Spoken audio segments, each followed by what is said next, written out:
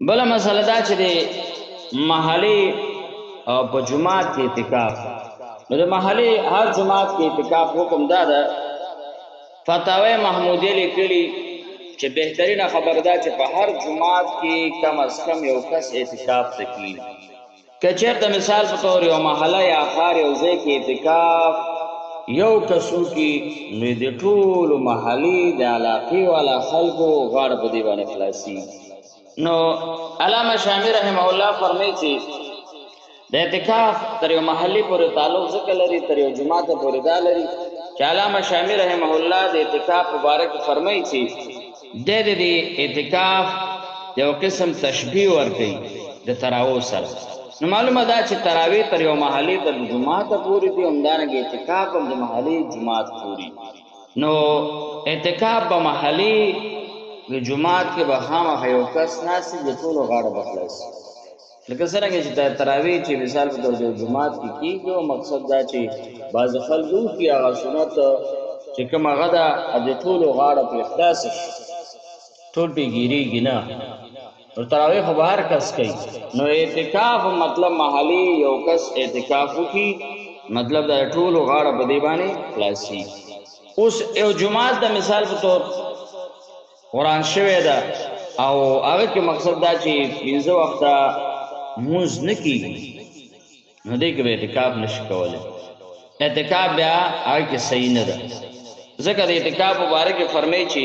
لا یجوز الا فی مسجد تصلی فیه الصلوات کلها. هغه جومات کې به اعتکاف کولی شي چې کوم جومات کې 15 وخته دا مونځونه کېږي. فتاوی رحمه کې دا مسله ذکر کړې چې یو جومات داسې وي چې په هغه کې په عام ورځو کې 15 وخته جمع نه کېږي، خو د اعتکاف په ورځو کې په هغه کې 15 وخته جمع کېږي، نو بیا دغه جومات کې اعتکاف صحیح دی. او که چېرې مثال په طور روان جومات دی هلته د سره مونځ نه کېږي، نو بیا اعتکاف نه ده کولی. بعضې علاقو کې داسې موریدلي چې اعتکاف لپاره یو کس متعین کړي،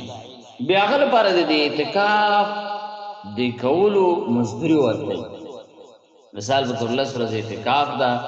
یو وخت مې اورېدلی په یوه علاقه کې اعتکاف یو کس هم برابر نه شو، بیا یو کس څوکیدار و، هغه ته ویلو چې څومره تا ته څوکیداري میلاوي دومره به تا ته موږ مطلب دا چې ده به تنخوا درته درکړو، مزدوري به ورته درکړو. نو اعتکاف په مزدورۍ باندې کول یا مزدورۍ باندې مثال په طور نیول دا جایز دی، ځکه اعتکاف یو مستقل عبادت دی. د داسې عبادت ادا کول چې هم مستقل وي، د ده لپاره چا نه مزدوري اخیستل یا مزدوري په دې باندې ورکول داسې نه. نو په مزدورۍ باندې یو جومات کې اعتکاف کول ناجیز دی، او همدارنګه اعتکاف باندې بیا مزدوري اخیستل،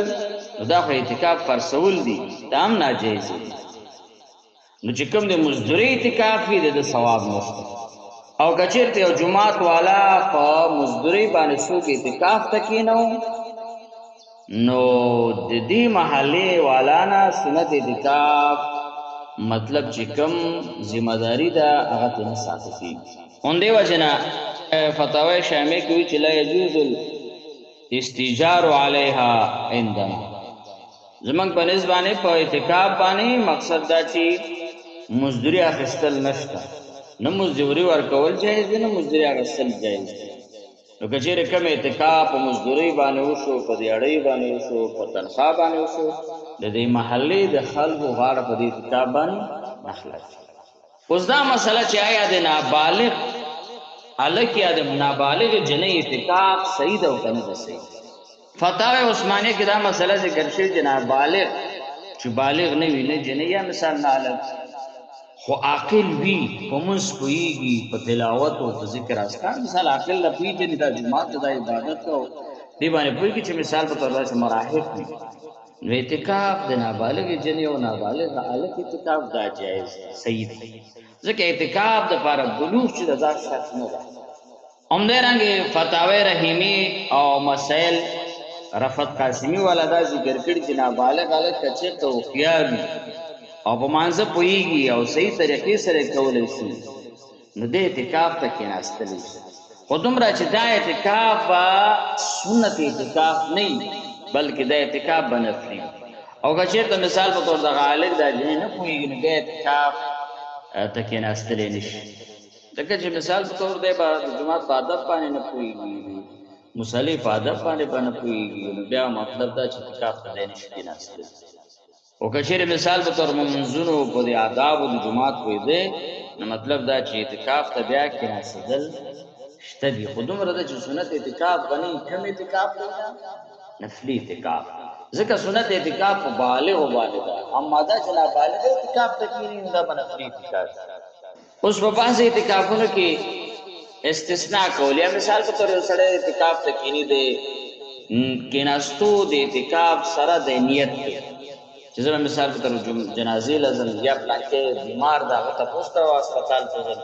یا مثال په طور پلانکي ځای ته به ځم، هلته مثال ترجمه کېږي، هلته درس تدریس کېږي، تعلیم کېږي. نو د درې اعتکافونو کې مقصد دا چې سنت اعتکاف کې نیت کې دا نشي کولی، دا استثناء نشي کولی چې زه به مثال پلانکي جومات ته ترجمې ته ځم، یا پلانکي ځای تعلیم ته به ځم، یا مثال په طور بیمار پرسۍ لره به ځم، یا پلانکي که وفات شو مطلب جنازې له به ځم. سنت اعتکاف کې دا نشي کولی. که اوس یو سړی 10 ورځې اعتکاف ته کښېني او که نیت کې هم دی ووایي چې مثال په طور زه به بیمار پرسۍ له ځم، یا پلانکي که وفات جنازې له به ځم، یا پلانکي جومات له پلانکي ځای له به مطلب دا یو زنانه چې پلانکي کور ته به تعلیم ته ځم، نو سنت اعتکاف کې د استثناء نه کېږي. اما دا چې کوم مثال په طور نظري اعتکاف ده، نو دې کې استثناء کولی شي چې هغه ته واجب اعتکاف وایي. لکه مثال په طور نظر والا سړی څه وایي، نو دی مطلب دا چې کله چې دا ځان باندې دا نظر د اعتکاف لازم کی، په دغه وخت کې دی وایي چې زه به د جنازې لمونځ ته ځم، یا به د مریض پوښتنې له ځم، یا مثال په طور پلانکي ځای ته به زه تعلیم ته ځم او درس ته به ځم، نو دا جایز. همدې وجې نه فقها دا وایي چې ولو شرط وقت النظر والالتزام ان یخرج الى عیادة المریض وصلاة الجنازة وحضور العلم یجوز له ذلک. که چېرې مثال په طور یو نظر والا سړی نظر کې د اعتکاف په دغه نظر وخت التزام په وخت کې دی مثال په طور شرط ولګوي، نیت کې دا راولي، شرط ولګوي دا چې زه به اعادة المریض تپوس ته به د بیمار ځم، یا د جنازې ته به ځم، د پلانکي جنازې ته یو جنازه یا پلانکي ځای ته به حاضرې کوم، هلته به تعلیم و تربیه او مثال په طور د علم زده کړې لپاره هغه کېږم. نو دا نظر والا اعتکاف کې څه شی ده؟ مطلب دا چې دا جایز. مسنون اعتکاف کې بعضې کارونه استثناء کول جایز دي. فتاوی عثماني ذکر کړي چې د رمضان په آخري عشره کې اعتکاف کول سنت ده، او په سنت اعتکاف کې جنازې مانځه ته تلل، یا مریض پوښتنې ته تلو، یا داسې نور استثناء کول دا صحیح نه دي. تر دې پورې که چیرې یو کس په دې سنت اعتکاف کې دې کارونو استثناء وکړي، شرط ولګوي، او بیا مطلب د جنازې مانځل یا مثال مریض پوښتنې له لاړ شي، نو په دې سره سنت اعتکاف فاسدي. نو استثناء یوازې په واجب اعتکاف کې،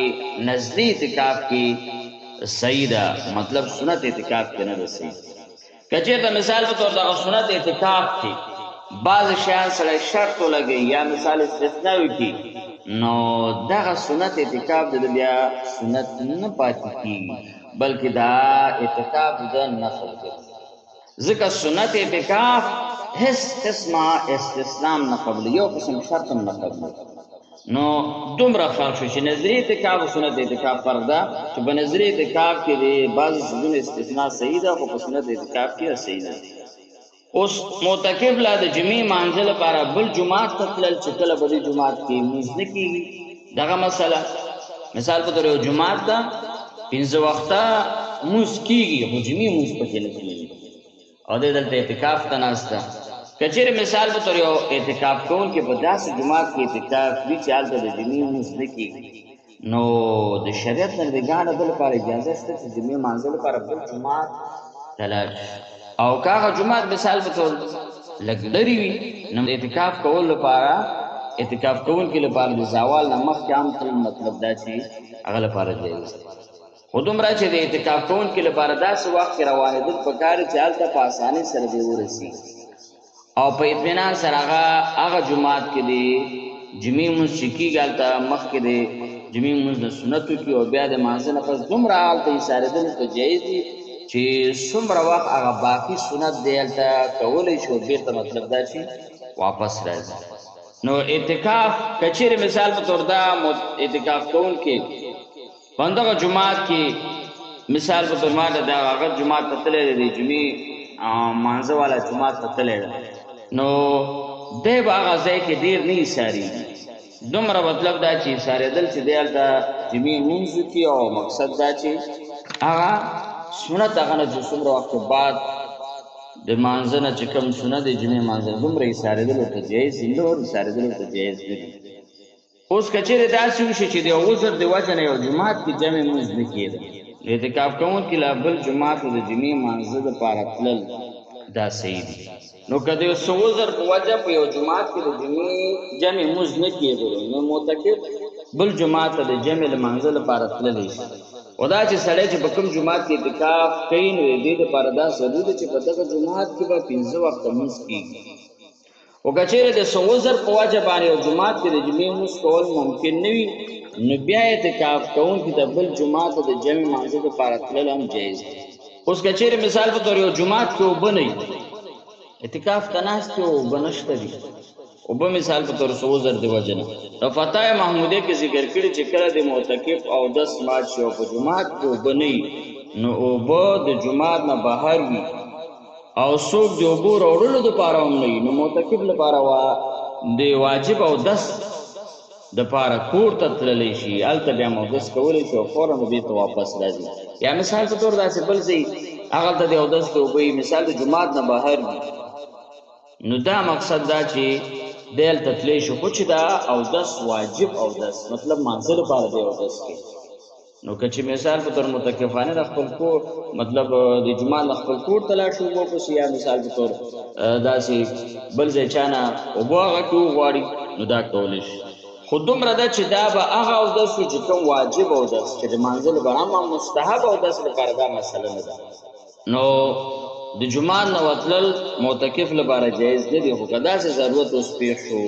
اوبه نشته او بل ځای ته ځي یا مثال لنډ جومات نږدې خوا کې د هغه ته یا مثال په طور خپل کور ته ځي کور یې نږدې او اودس کې به لاړ به شي اودس به وکړي مطلب نور باقي به هم نه ایساري نو دا د اعتکاف سره تړلي مسایل دي دومره بیان شي انشاءالله د نه بعد به دا نور مسایل به د اعتکاف هم بیان شي